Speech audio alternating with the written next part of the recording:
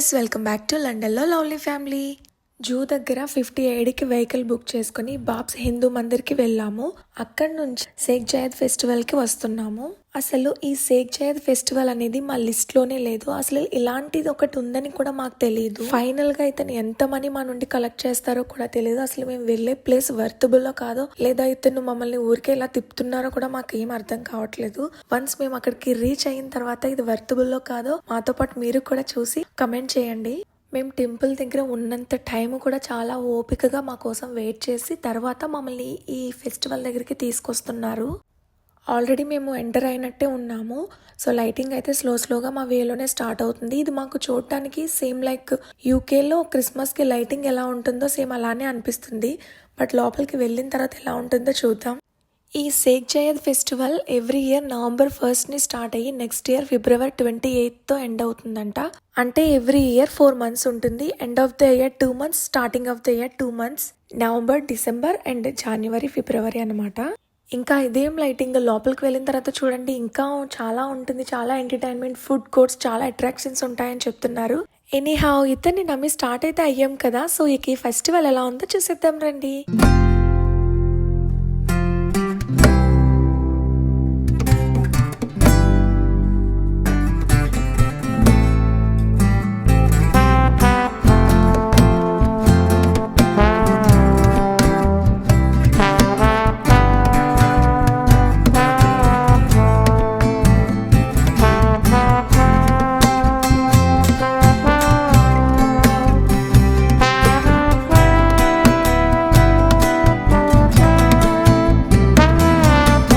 So ఫైనల్గా Sheikh Zayed festival స్పాట్కి అయితే వచ్చేసాము.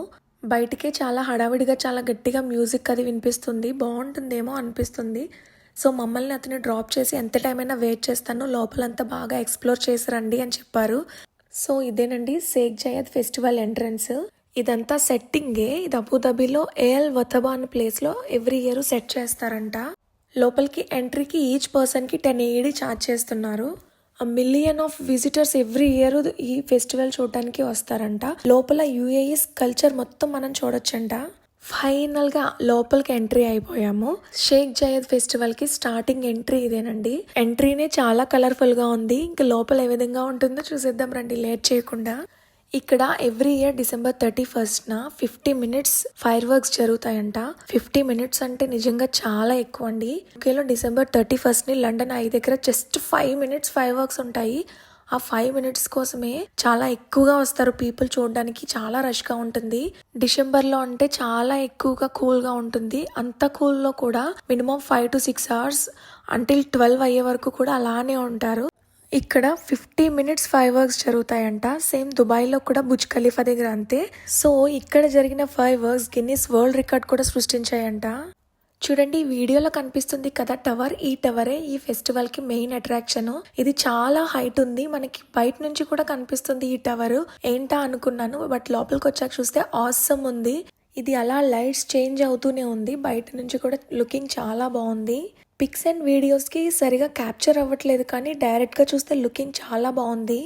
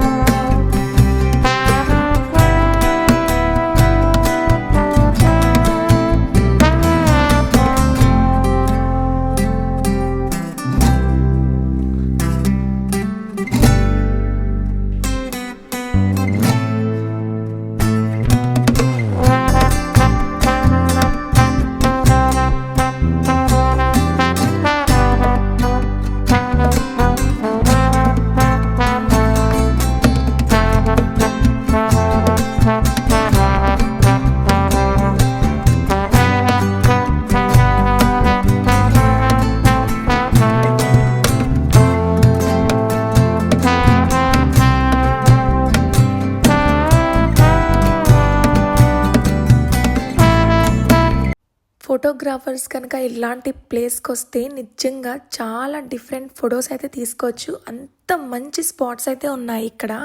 నాకైతే లిటరల్లీ ఫొటోస్ పిచ్చి చాలా ఎక్కువ. నాకున్న పిచ్చికి నిజంగా ఎవరైనా ఫొటోస్ తీస్తే నేను ఆగకుండా ఫొటోస్ తీయించుకునేదాన్ని. అన్ని మంచి స్పాట్స్, నాకు అన్ని స్పాట్స్ కూడా నచ్చాయి. అయితే నేనైనా ఫొటోస్ తీసేసుకోవాలి, లేదంటే నేనైనా ఎవరికైనా ఫొటోస్ తీసేయాలి. సో నేను అలానే మా పిల్లల్ని చంపేస్తూ ఉంటాను ఎప్పుడు. సో పాపం వాళ్ళు కూడా బాగా స్టెయిన్ అయిపోయారు. మార్నింగ్ జూత్ ఫస్ట్ తిరగడం వల్ల చాలా స్టెయిన్ అవుతున్నారు. నేను ఎంత రిక్వెస్ట్ చేసినా వాళ్ళు కూడా అసలు ఎలా చేయట్లేదు ఫొటోస్ తీయడానికి. ఇక్కడ అన్ని రకాల ఆల్మోస్ట్ 27 కంట్రీస్ డిఫరెంట్ ఫుడ్స్ అయితే ఉన్నాయి. సో మా వాళ్ళు ఆల్రెడీ మన ఇండియన్ స్టోర్ కి అయితే వచ్చేసారు. ఏదో ఆర్డర్ కూడా చేశారు. పిల్లలు అన్ని తినకూడదు కాబట్టి పొటాటోకి సంబంధించింది అయితే ఆర్డర్ చేసాము. చూడటానికి అయితే కొంచెం డిఫరెంట్ గా ఉన్నాయి, బట్ టేస్ట్ అయితే చాలా బాగున్నాయి. ఇక్కడ నుంచి స్టార్ట్ చేసుకొని ఆల్మోస్ట్ 1 కిలోమీటర్ లెంత్లో ఉన్నాయి మొత్తం ఫుడ్ స్టాల్సే. Almost 27 different country food items అయితే ఉన్నాయి.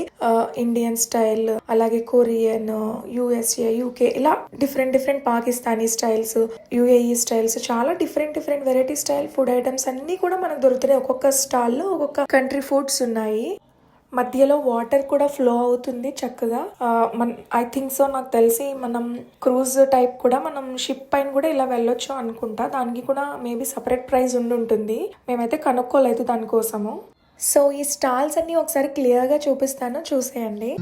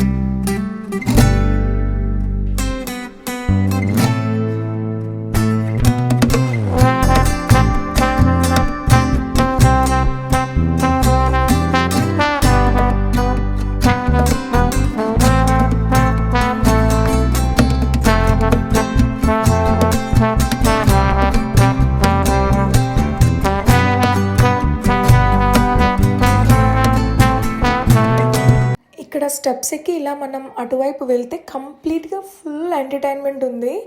Giant wheels, different variety accessories అన్నీ కూడా ఉన్నాయి. ఇవి ఇంట్రెస్ట్ ఉన్న వాళ్ళు ఇటు కూడా మనం ఎంజాయ్ చేయొచ్చు అనమాట.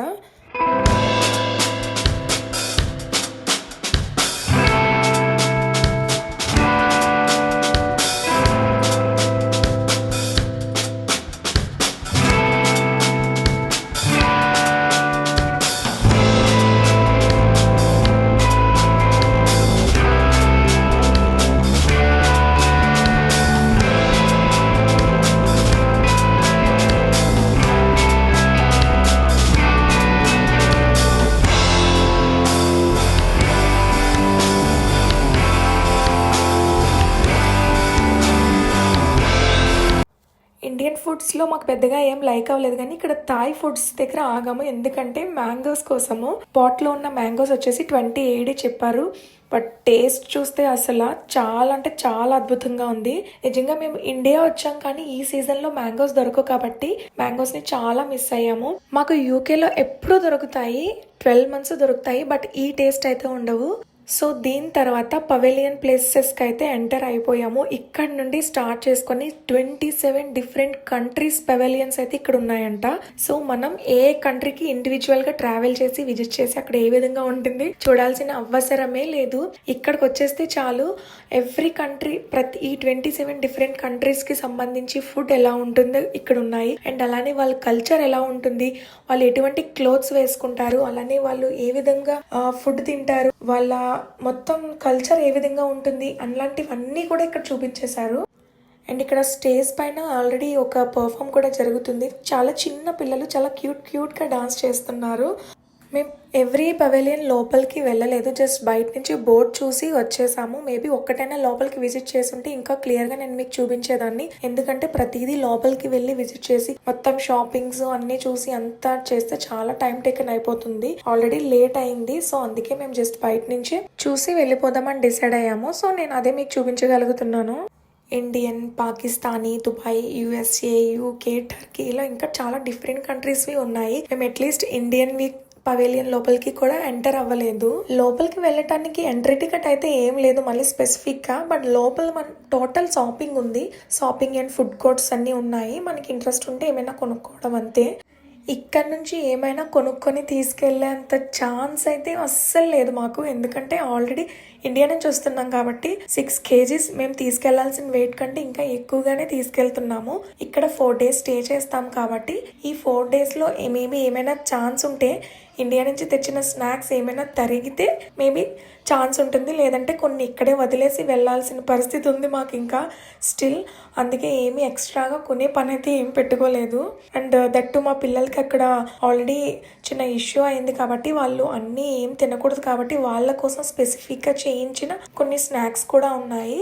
సో అవి ఇక్కడ తింటున్నారు. సో ఓకే, వెయిట్ కొంచెం తగ్గొచ్చు అన్న ఉద్దేశంతో కొంచెం ఎక్స్ట్రా లగేజ్ అయితే తెచ్చేసాము. ఎందుకంటే మాకు దుబాయ్ వరకు కొంచెం ఎక్కువ లగేజ్కి ఎలా ఉంది. బట్ దుబాయ్ నుంచి యూకే వెళ్ళే ఫ్లైట్కి మాత్రం కొంచెం లగేజ్ తక్కువే ఎలా ఉందన్నమాట. సో ఇది మెయిన్ ప్రాబ్లం మాకు. అందుకే ముందుగానే బ్రెయిన్కి ఫిక్స్ చేసేసుకున్నాము ఇంకా ఎక్స్ట్రాగా ఏం కొనకూడదు, కొని మళ్ళీ స్ట్రగుల్ ఫేస్ చేయకూడదు అని. మేము ఆల్రెడీ లాస్ట్ టైం ఒకసారి దుబాయ్ వచ్చినప్పుడు 1 kg ఎక్స్ట్రా వచ్చింది మా హ్యాండ్ లగేజ్లో. సో ఈసారికి వదిలేస్తున్నాము. బట్ నెక్స్ట్ టైం అయితే అసలు యాక్సెప్ట్ చేయము అని చెప్పారు. మనం ఎక్స్ట్రా మనీ పే చేస్తే ఎలా చేస్తారో అది సెకండరీ. బట్ అంత ఎక్స్ట్రా మనీ పే చేసి అంత వాల్యుబుల్ థింగ్ కూడా మనం అయి ఉండాలి కదా. సో అది కూడా మనం ఆలోచించుకోవాలి. సో ఇక్కడ చూస్తే పాకిస్తానీ పవెలియన్ కూడా వచ్చేసింది. ఇది చూడంగానే నాకు సడన్గా నేను ఎక్కువగా పాకిస్తానీ డ్రామాస్ చూస్తాను. సో నాకు అదే గుర్తొచ్చింది. ఎక్కడో కమెంట్లో చూసి ఫస్ట్ ఖేసీ తేరీ గుత్గార్జీ అని ఒక డ్రామా ఉంటుంది, అది స్టార్ట్ చేశాను. ఇక మొదలెట్టాను. ఇంకా అప్పటి నుంచి ఇప్పటికీ కూడా నేను వదలలేదు. ఎందుకంటే ఆ సెట్టింగ్స్ కానీ వాళ్ళ యాక్టింగ్ కానీ చాలా సూపర్గా ఉంటుంది. మీలో ఎవరైనా పాకిస్తానీ డ్రామాస్ చూస్తారా? చూస్తే కమెంట్ చేయండి. అండ్ ద మెయిన్ రీజన్ ఏంటంటే నేను పాకిస్తానీ డ్రామాస్ చూడటానికి మన ఇండియన్ సీరియల్స్ లాగా ఇయర్స్ అలా తీస్తూ ఉండరు. ఇక్కడ మాక్సిమం 40 episodesలో అయిపోతుంది ఒక డ్రామా. నేను ఇప్పటి వరకు ఆల్మోస్ట్ 10 డ్రామాస్ అయితే కంప్లీట్ చూసేసాను.